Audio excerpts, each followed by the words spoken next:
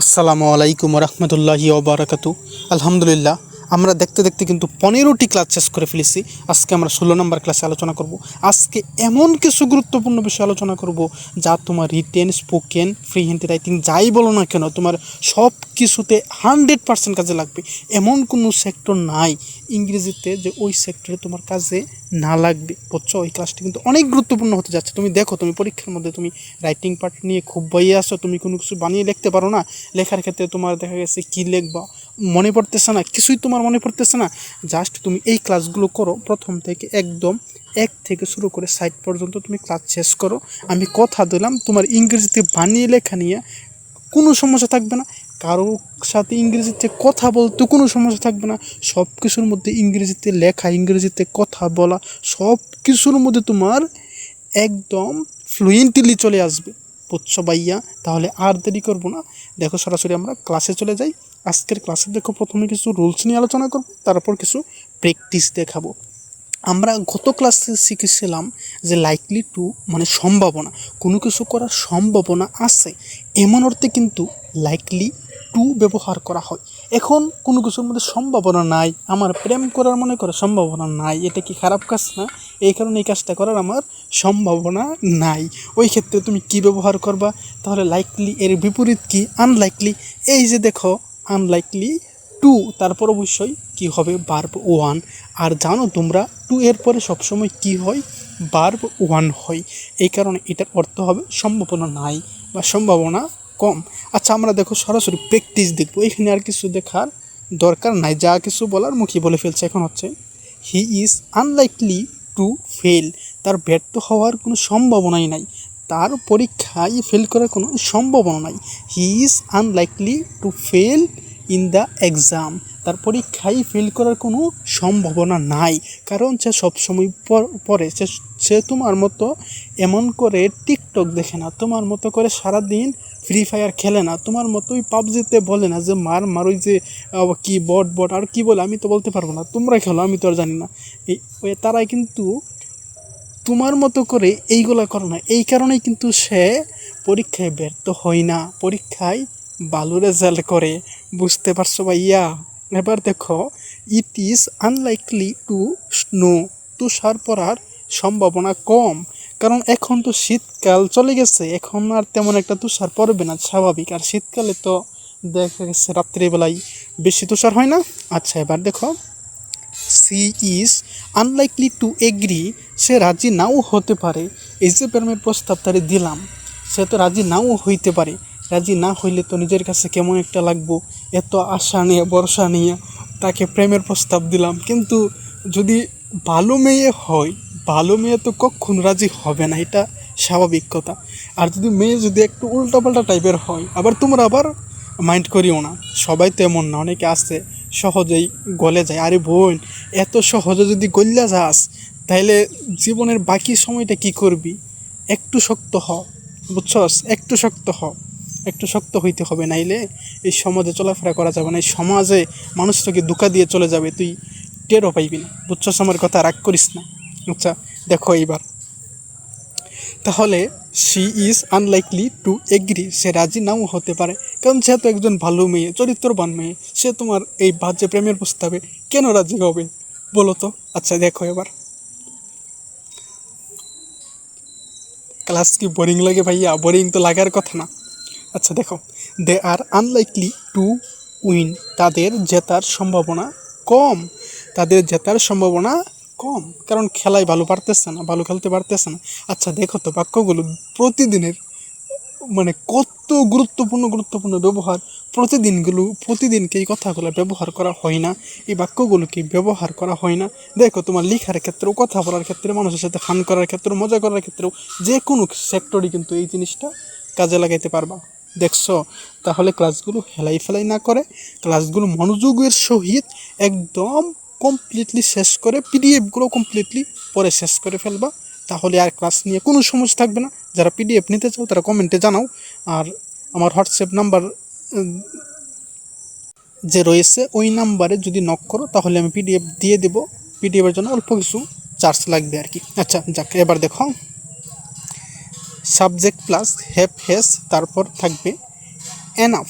এনাফের পরে থাকবে নাউন। এনাফের কিন্তু একটা রুলস আছে, এনাফ থাকলে ওই এনাফের পরে সবসময় নাউন হবে। আর দেখো তারপর হচ্ছে to plus verb one, to এর পরে সবসময় কি ভার্ব ওয়ান হয় না। দেখো এই স্ট্রাকচার দেখতে তোমাদের একটু কঠিন লাগবে, স্বাভাবিক। আমরা উদাহরণ দেখবো, উদাহরণের সাথে মিলিয়ে দিব, তাহলেই হয়ে যাবে। এর অর্থ হচ্ছে যথেষ্ট থাকা, এনাফ অর্থ যথেষ্ট, জানো তোমরা। তাহলে দেখো I have enough money to buy, আমার এটা কেনার জন্য যথেষ্ট টাকা আছে। আচ্ছা উপরে যা আছে কিছু দেখার দরকার নাই, তোমরা এটা এই স্ট্রাকচারটা একটু মনে রাখবা। সাবজেক্ট প্লাস হ্যাভ হেজ, সাবজেক্টের পরে হ্যাভ হেজ থাকবে, হ্যাভ হেজের পরে এনাফ থাকবে, মনে রাখবা। সাবজেক্ট প্লাস হ্যাভ হেজ কোনো কঠিন না তো। তারপর এই হ্যাভ হেজের পরে এনাফ থাকবে, এনাফের পরে যে কোনো একটা নাউন থাকবে, নাউনের পরে infinitive, to plus verb one infinitive. Easy হয়ে গেছে না? তাহলে দেখো এখন আমরা সরাসরি কী করবো, প্র্যাকটিস দেখব। আই হ্যাভ এনাফ মানি, আমার অনেক টাকা আছে, হ্যাভ অর্থ কি থাকা না।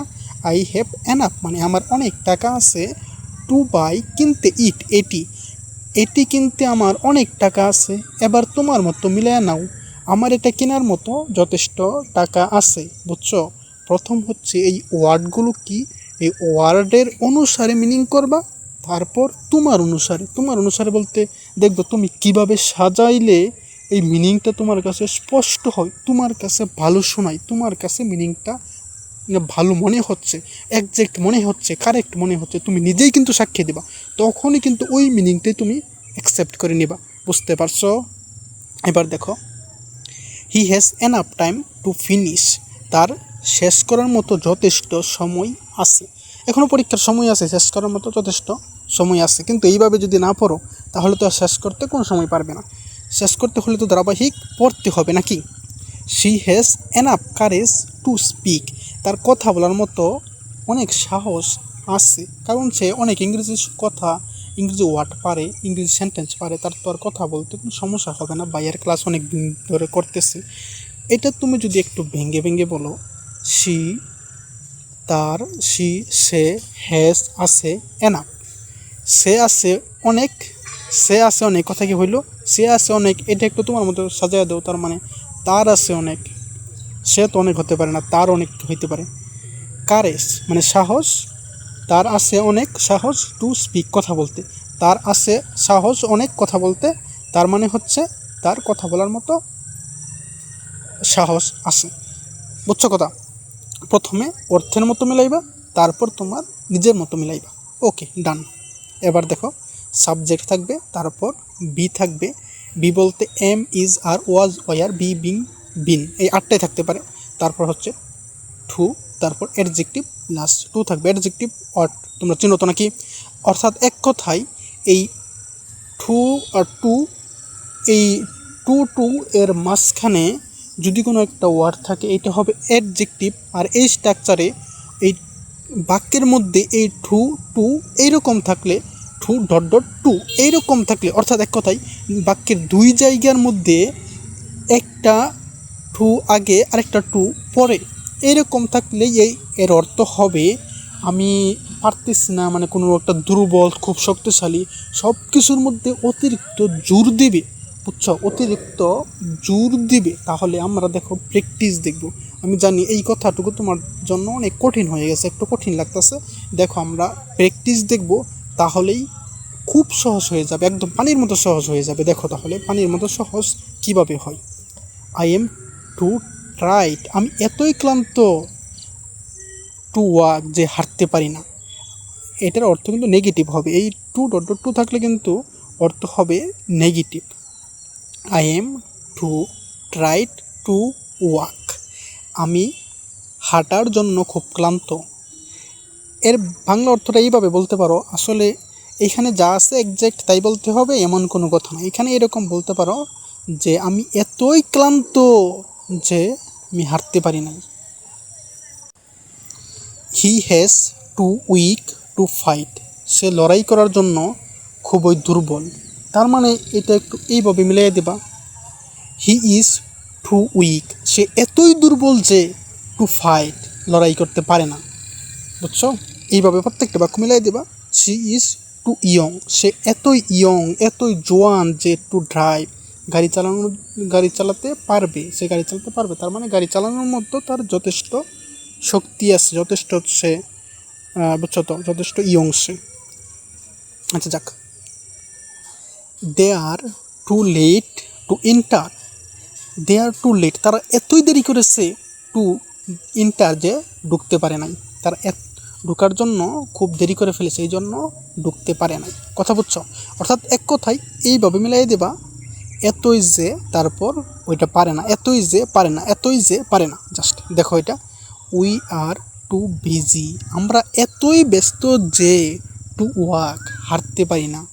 আমরা এতই ব্যস্ত, উই আর টু বিজি, আমরা এতই ব্যস্ত টু ওয়াক, যে হাঁটতে পারি না আমরা। সরি, এখানে ওয়াক বলে ফেলছি, টক মানে আমরা কথা বলতে পারি না। আচ্ছা দেখো, এবার আমরা দেখব সাবজেক্ট প্লাস বি, তারপর অ্যাডজেক্টিভ, তারপর এনাফ থাকবে, তারপর টু প্লাস ভার্ব। এটা দেখো এনাফ মানে যথেষ্ট। এর আগে কি রুলস কি ছিল নাকি? এই রুলস যদি আগে কোথাও পড়ে থাকো একটু আমাকে কমেন্টে জানাও, দেখি কার মনে পড়ে কিনা, কার মেধা কেমন আমি একটু দেখতে চাই। আসলে মেধা কিছু না, তোমরা যদি পড়তে পারো তোমরা সবাই মেধাবী, আর না পড়তে পারলে কেউ মেধাবী না। কথা বুঝছো? দেখো সাবজেক্ট প্লাস বি, তারপর অ্যাডজেক্টিভ থাকবে, তারপর এনাফ থাকবে, তারপর টু প্লাস ভার্ব। দেখো আমরা সরাসরি প্র্যাকটিস দেখবো, তাহলে ইজি হয়ে যাবে। এটা এনাফ মানে যথেষ্ট, পর্যাপ্ত, আর কোনো কিছু জানার দরকার নাই। I am strong enough to fit, আমি এটা করার জন্য যথেষ্ট শক্তিশালী। আই এম স্ট্রং, আমি হই শক্তিশালী, এনাফ যথেষ্ট, টু টু লিফট, মানে লিফট মানে কি করা, এটা তুলতে, এটা তুলতে। তার মানে একটু ভেঙে ভেঙে বলে দাও, আমি হই যথেষ্ট শক্তিশালী তুলতে এটি, আমি হই যথেষ্ট শক্তিশালী এটি তুলতে, তার মানে আমি এটা তুলতে যথেষ্ট শক্তিশালী। পরে তোমার নিজের মতো করে মিলিয়ে দেবা। He is old enough to vote, সে বুট দেওয়ার মতো যথেষ্ট বড়। হি ইজ ওল্ড এনাফ, সে যথেষ্ট বড় টু বুট দিতে, তার মানে সে বুট দেওয়ার মতো যথেষ্ট বড়। She is brave encourage enough to speak, সে কথা বলার মতো সাহসী। শি ইজ ব্রেভ, সে সাহসী, এনাফ যথেষ্ট, টু স্পিক কথা বলতে, তার মানে কথা বলার মতো সে যথেষ্ট সাহসী। এবার দেখো, দে আর স্মার্ট এনাফ টু আন্ডারস্ট্যান্ড, তারা বোঝার মতো বুদ্ধিমান, তারা বোঝার মতো বুদ্ধিমান। We are ready to start, আমরা শুরু করার মতো প্রস্তুত, আমরা ইংরেজি শুরু করার মতো প্রস্তুত। এবার দেখো, এবার হবে সাবজেক্ট প্লাস বি, বি মানে am is are was were. এখন দেখো বি এর পরে কি থাকবে, the first, the last, the next, তারপর টু প্লাস ভার্ব। বাংলা মিনিংটা হবে ক্রম অনুসারে কোনো কিছু প্রথম হওয়া, দ্বিতীয় হওয়া, পরবর্তী হওয়া, লাস্টে যাওয়া, বুঝছো, এরকম আর কি। তাহলে দেখো, I am the first to arrive, আমি প্রথম পৌঁছেছি। একটু ভেঙে বলার চেষ্টা করো, আমি হই দ্য ফার্স্ট প্রথম, টু অ্যারাইভ পৌঁছাতে, টু অ্যারাইভ পৌঁছাতে, আমি হই প্রথম পৌঁছাতে, আমি হই প্রথম পৌঁছাতে। এটাকে এখন তোমার নিজের মতো করে মিলাইয়া দাও। তার মানে আমি প্রথম পৌঁছাইছি, আমি হই প্রথম পৌঁছাতে, তার মানে আমি প্রথম পৌঁছাইছি, এই জন্যই তো নাকি। এখন দেখো, he is the last to leave, আগের মতো, সে হয় শেষ, সে হয় শেষ, টু লিভ ত্যাগ করতে, সে হয় শেষ ত্যাগ করতে, তার মানে সে সবার শেষে ত্যাগ করে গেছে বা সবার শেষে গেছে। ওকে। শি ইজ দ্য নেক্সট, সে হয় পরবর্তী, টু স্পিক কথা বলতে, তার মানে সে পরের জন্য কথা বলবে। বুঝছো, সে পরের জন্য না, পরের জন কথা বলবে। একজন কথা শেষ হয়ে গেছে, তারপরে যে জন, সেই জনই হচ্ছে সে। ওকে। দে আর দ্য ফার্স্ট, তারা হয় প্রথম, টু হেল্প সাহায্য করতে, তার মানে তারা প্রথম সাহায্য করেছে। এবার দেখো আমরা কিছু এলোপাথারি স্পোকেন দেখব। ক্লাস আজকে লম্বা হয়ে যাচ্ছে, এখন একটু দ্রুত যেতে হবে। প্রিপোজিশন অফ টাইম, যে প্রিপোজিশনগুলো দিয়ে সময় বোঝানো হয় তার মধ্যে কিন্তু এট একটা, এট নাইট রাতে, এট নুন দুপুরে, এট মিডনাইট মাঝরাতে, এট ডাউন ভোরে, এট সানসেট সূর্যাস্তের সময়, এট দ্য মোমেন্ট এই মুহূর্তে, এট প্রেজেন্ট বর্তমানে। দেখো এইগুলো কিন্তু তোমার জন্য অনেক গুরুত্বপূর্ণ। তুমি যখন লিখতে যাইবা তখন এই ওয়ার্ডগুলো কিন্তু অনেক ইউজ করা লাগে। কথা বলার সময় তুমি একটা সময় নির্দেশ করবা, ওই সময় নির্দেশ করতে কি এই ওয়ার্ডগুলো লাগে না, অনেক ব্যবহার করা লাগে এই ওয়ার্ডগুলোর। এবার দেখো এট প্রেজেন্ট বর্তমানে, বর্তমান কোনো একটা ঘটনা নিয়ে কথা বলতে চাও, তাও তো বলা লাগবে এট প্রেজেন্ট। বর্তমান ঘটনা নিয়ে তুমি কিছু লিখতে চাও, তাও তো বলা লাগবে এট প্রেজেন্ট বর্তমানে। অ্যাট দ্য সেম টাইম একই সময়ে, অ্যাট দ্যাট টাইম সেই সময়ে, ওই সময়ে।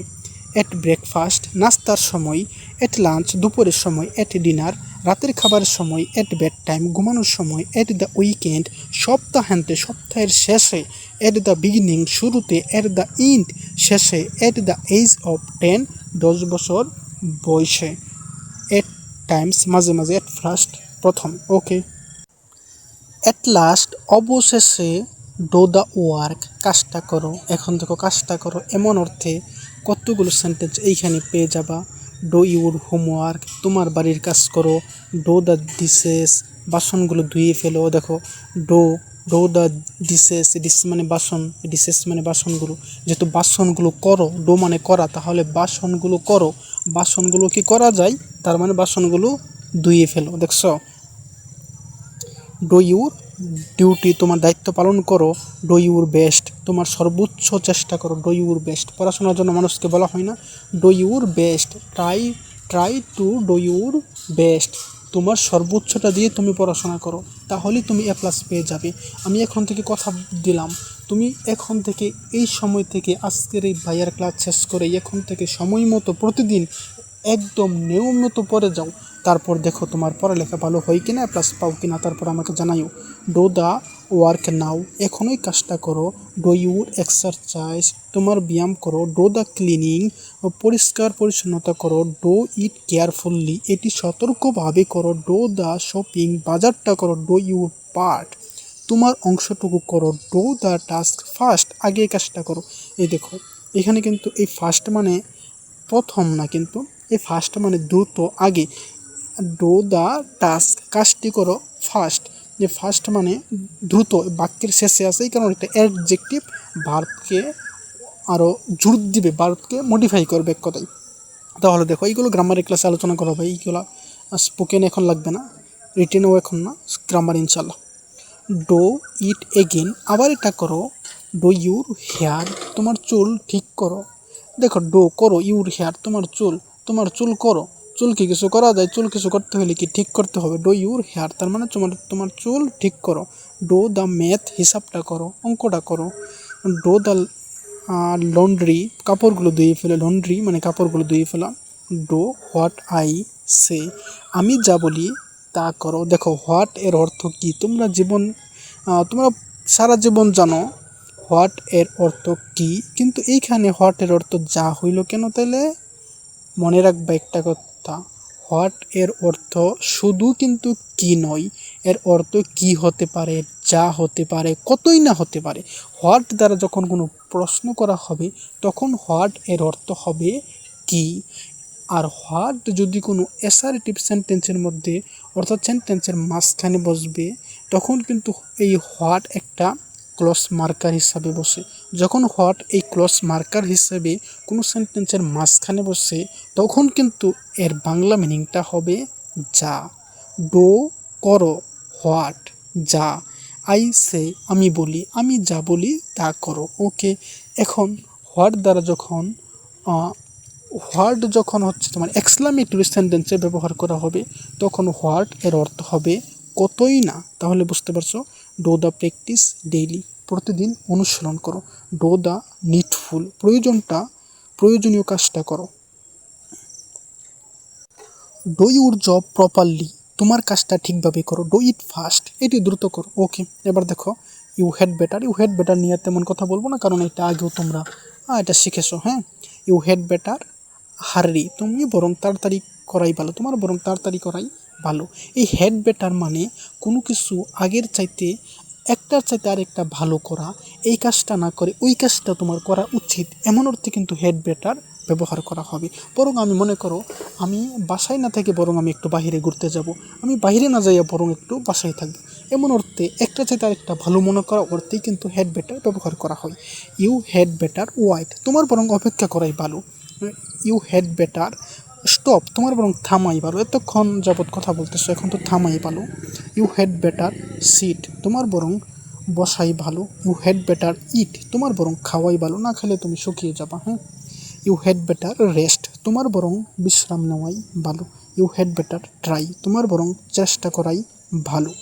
দেখো এটা তোমরা দেখে নেবা, এটা তোমরা অনেকগুলো প্র্যাকটিস এখানে দেওয়া রয়েছে, উদাহরণ দেওয়া রয়েছে, এইগুলো জাস্ট তোমরা দেখে নেবা। এখন আমি এই কারণ এটা হচ্ছে আমি আগেও দেখাইছিলাম, এখন আগে এতগুলো প্র্যাকটিস আসছিল না, এতগুলো সেন্টেন্স দেওয়া আসছিল না, এখন অনেকগুলো সেন্টেন্স দেওয়া হয়েছে এখানে প্র্যাকটিস করার জন্য, এইগুলো তোমরা এখন দেখে নেবা। এখন হচ্ছে অ্যালং প্লাস প্লেস, বরাবর। দেখো এটা কিন্তু একটা সময় একটা হচ্ছে কি বলবো, এটা আসলে বুঝছো একটা কন্ডিশন বোঝাবে, যেমন হচ্ছে অ্যালং দ্য রুট, রাস্তা বরাবর, মানে রাস্তা বরাবর যাচ্ছ, রাস্তার একটা অবস্থা বোঝাচ্ছে না, এরকমই আর কি, কোনো একটা অবস্থা, কোনো একটা কন্ডিশন বোঝাবে। ওকে, তাহলে দেখো আমরা কয়েকটা প্র্যাকটিস করি। অ্যালং দ্য রিভার, নদী বরাবর।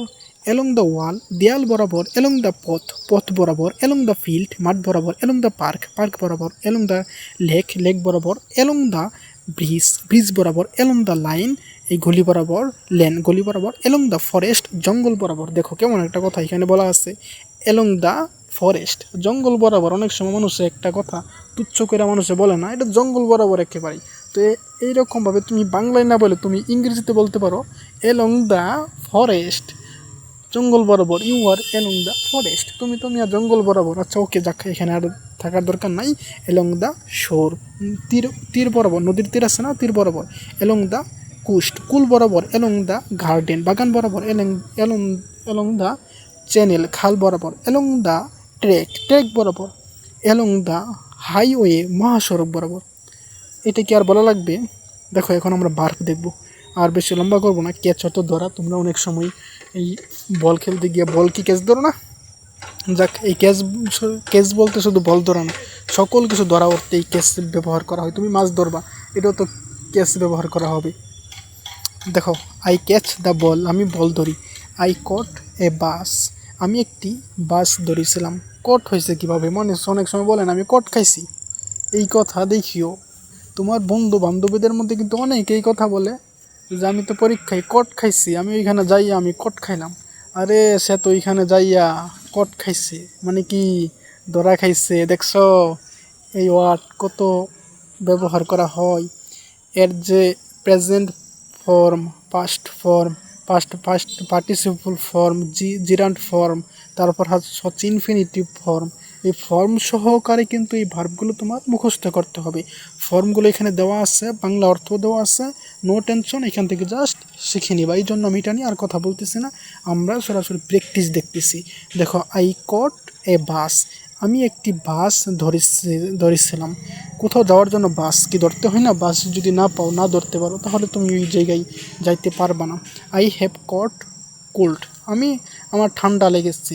দেখো কোন টেন্স এটা বলো তো? সাবজেক্ট প্লাস হ্যাভেজের হ্যাভ, তারপর হচ্ছে B3 ফর্ম, তার মানে এটা প্রেজেন্ট পারফেক্ট টেন্স না? প্রেজেন্ট পারফেক্ট টেন্স মানেই তো কোনো একটা কাজ হয়ে গেছে, এর ফলাফলে এখনও বিদ্যমান। দেখো, আই হ্যাভ কট কোল্ড, আমার ঠান্ডা লেগেছে। আই এম ক্যাচিং নাও, আমি এখন ধরছি। আই ওয়ান্ট, আমি চাই। টু ক্যাচ দিস, এটি ধরতে, আমি এটি ধরতে চাই। ওকে, এবার দেখো সুইম মানে সাঁতার কাটা। আই সুইম ডেইলি, আমি প্রতিদিন সাঁতার কাটি। কে আসো যে প্রতিদিন সাঁতার কাটো? প্রতিদিন না, মাঝে মাঝে সাঁতার কাটো, এমন কেউ থাকলে একটু কমেন্টে জানাও যে ভাইয়া আমি তো খুব সাঁতার পারি, আমি তো খুব সাঁতার কাটতে পারি, ছোটো থেকেই সাঁতার শিখে ফেলেছি। জানলে কেউ থাকলে জানাও দেখি। আই সুইম ইস্টারডে, আমি গতকাল সাঁতার কেটেছিলাম। আই হ্যাভ সোম বিফোর, আমি সাঁতার আগে কেটেছি। বুঝছো, আমি সাঁতার আগে কেটেছি। আই এম সুইমিং নাও, আমি এখন সাঁতার কাটছি, এখন বর্তমানে আমি সাঁতার কাটতেছি। এই মুহূর্তে তো এমন আর কেউ নয়। এমন যদি এখন মনে করো সাঁতার তুমি কাটতেছো, সাঁতার কাটতে তো আর মোবাইল ধরে তুমি ভিডিওটা আমার দেখতে পারতো না। এখন এই মুহূর্তে কেউ সাঁতার কাটতেছো না, আমি জানি এটা। আই ওয়ান্ট, আমি চাই। টু সুইম ওয়েল, আমি ভালোভাবে সাঁতার কাটতে চাই। দেখো, আই ওয়ান্ট, আমি চাই। টু সুইম, সাঁতার কাটতে। ওয়েল, ভালোভাবে। ওকে, স্মাইল, হাসা, একটু হাসো তো। আই স্মাইলড এট হেয়ার, আমি তার দিকে হেসেছিলাম। বুঝছো? দুজনে একসাথে কি চোখাচোখি করে হাসাহাসি করে না? আই হ্যাভ স্মাইলড টুডে, আমি আজ হেসেছি। বুঝছো, এখন তোমাদের মেন্টালিটি এমন হয়েছে যে আমি এই ধরনের কোনো কথা বললেই তোমরা মনে করো এই বলতে চোখাচোখি বলতে তো দুজন বলতে তো ওই কী বলে ওই মগা আর মগি। হ্যাঁ আচ্ছা যাক, মনে করতে থাকো, সমস্যা নাই। আই এম স্মাইলিং নাও, আমি এখন হাসছি। আই ওয়ান্ট, আমি চাই। টু স্মাইল অলওয়েজ, আমি সবসময় হাসতে চাই। বুঝছো, ওকে নিয়ে আমি সবসময় হাসতে চাই, কিন্তু সবসময় হাসবা কীভাবে? ও তো তোমার 2 দিন পরে তোমার থেকে ছেড়ে চলে যাবে, তখন কীভাবে হাসবে?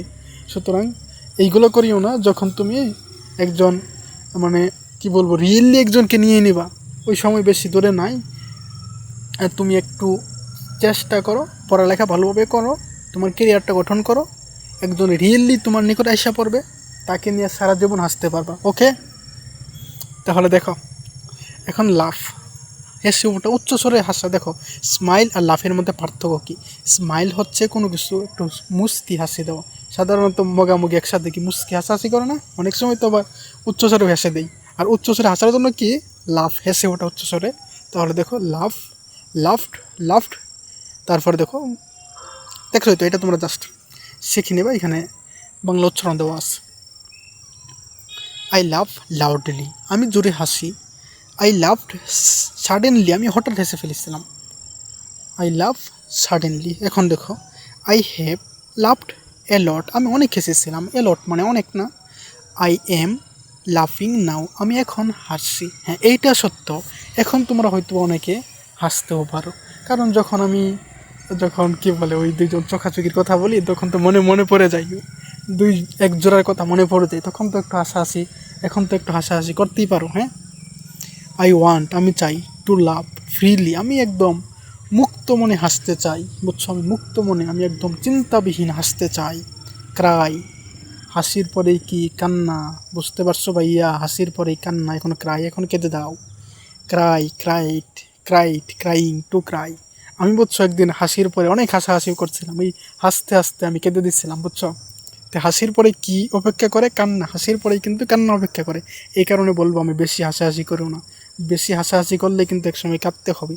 আই ক্রাই সাইলেন্টলি, আমি নীরবে কাঁদি। অনেক সময় কষ্টে আসে না, কষ্টে বুক চাপা করে যখন তুমি পরীক্ষায় ফেল করবা, দরজা বন্ধ করে তোমার কাঁদতে হবে।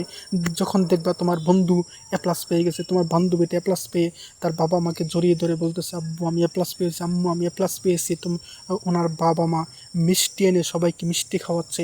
এই অবস্থা দেখে, এই সিচুয়েশন দেখে তোমার কেমন লাগবে? তুমি চোখে তখন পানি ধরে রাখতে পারবা না, অটোমেটিক তোমার চোখ থেকে অজোরে পানি পড়তেই থাকবে, অজোরে কান্না আসবে, কিন্তু তোমার এই কান্না দেখার মতো কেউ থাকবে না। তখন তোমার নীরবে তোমার ঘরের মধ্যে দরজা লাগিয়ে কাঁদতে হবে, পড়তে বসে পড়ার টেবিলে চোখের পানিতে তোমার বই ভিজাইতে হবে। তো এই দিনটা দেখার আগে আমি বলবো ভাই, এখনও সময় আছে। ও আপু, এখনও সময় আছে, এখন সময়টা কাজে লাগাইয়া সুন্দর করে প্রতিদিন রেগুলার পড়াশোনা করো, তোমার কাঁদতে হবে না। তোমার এমন একটা দিন আসবে যেদিন তোমাকে নিয়ে সবাই গর্ব করবে, তোমার আব্বু তোমার আম্মু তোমার এই ফলাফল দেখে মিষ্টি এনে তোমাকে মিষ্টি খাওয়াবে, সবাইকে মিষ্টি বিলাবে। এই সময়টা কি দেখতে তোমরা চাও না? যদি চাও ভাইয়া কমেন্টে বলো ভাইয়া কমেন্টে, যদি এমন চাও তোমরা। তাই কাঁদার আগে তোমরা এই চেষ্টাটা করো, বুঝছো? তাহলে আর কাঁদতে হবে না। আই হ্যাভ ট্রাইড এনাফ, আমি যথেষ্ট কেঁদেছি। এই যে আমার ফলাফল খারাপ হয়েছে, এখন কাঁদলে আর লাভ কি? কাঁদলে তো এখন লাভ নাই। আই এম ক্রাইং নাও, আমি এখন কাঁদছি। এখনও কাঁদতেছো, কী লাভ হবে এই কান্না? এই কান্না তোমার কে দেখে? কেউ তো দেখবে না কান্না। আই ওয়ান্ট, আমি চাই। টু ক্রাই লেস, আমি কম কাঁদতে চাই। এখন তো এত কাঁদছো, কান্না থামাইতে হবে। কান্না করে তো আর জীবন পার করে দেওয়া যাবে না। এখন হচ্ছে কান্না কমাইতে চাচ্ছ তুমি। হ্যাঁ, কান্না কমায় পরে তখন আফসোস করবা, কি করলাম। রিল্যাক্স, বিশ্রাম নাও। অনেক কাঁদছো, এখন বিশ্রাম নাও। বুঝছো, এখন একটু বিশ্রাম করো। কিন্তু বিশ্রাম কি আর করা যায়? মন থেকে চিন্তা তো আর দূর হয় না। কি করলাম আমি? দেখো, আই রিল্যাক্স এট নাইট, আমি রাতে বিশ্রাম নেই। আই রিল্যাক্স কি হইল? আই রিল্যাক্সড ইস্টারডে, আমি গতকাল বিশ্রাম নিয়েছিলাম। আচ্ছা দেখো, এটা তোমরা দেখে নেবা। অলরেডি 30 মিনিট হয়ে গেছে, আর লম্বা করবো না, কারণ আমি টার্গেট নিয়েছি প্রতিটা ক্লাস যেন 30 মিনিটের আশেপাশে। এর হয়তো 1-2 মিনিট কম, 1-2 মিনিট বেশি, এর মধ্যে যাতে ক্লাসটা শেষ করে দিতে পারি, এই প্রতিটা ক্লাসেই কিন্তু এই 30 মিনিট আশেপাশে শেষ করে দেবো। এই 30 মিনিটের মধ্যে এমন এমন ইনফরমেশন তুমি জানতেছো, এই ইনফরমেশন দেখো অন্য কোনো ক্লাস করে কিন্তু এত ইনফরমেশন তুমি কখনো পাইবা না, এটা আমি গ্যারান্টি দিতে পারি। কথা বুঝছো? এখন দেখো আমি কিছু ডব্লিউএস কোয়েশ্চেন দেখাবো তোমাদের, বিভিন্ন প্রশ্ন করার কাজে তো লাগে নাকি, প্রশ্ন করার কাজে লাগানোর জন্য এই ডব্লিউএস কোয়েশ্চেনগুলো তোমাদের শিখে রাখতে হবে। হোয়েন কখন, ক্যান আই সি ইউ কখন আমি তোমার সাথে দেখা করতে পারি, দেখো হোয়েন কখন, ক্যান পারি, আই আমি, সি দেখতে, ইউ কখন আমি তোমাকে দেখতে পারি, তার মানে কখন আমি তোমার সাথে দেখা করতে পারি। হোয়ার ইজ দ্য শেডু সায়ারটি কোথায়, হোয়েন ডিড দ্য লিভ তারা কখন চলে গেল, হোয়ার ডু ইউ ওয়ার্ক আপনি কোথায় কাজ করেন, when will the truth be known সত্য কখন জানা যাবে, হোয়ার আর মাই শুজ আমার জুতো কোথায়, when is the meeting meeting কখন, when is the meeting meeting কখন। আলহামদুলিল্লাহ, আমরা আজকের ক্লাসটিও শেষ করে ফেলেছি। আবারও দেখা হবে পরবর্তী ক্লাসে।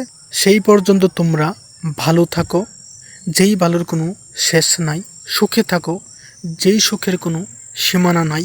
এই অনন্ত শান্তির চিরন্তন প্রত্যাশায় এখানেই বিদায়। আল্লাহ হাফিজ। আসসালামু আলাইকুম রহমতুল্লাহি ওয়া বারাকাতুহু।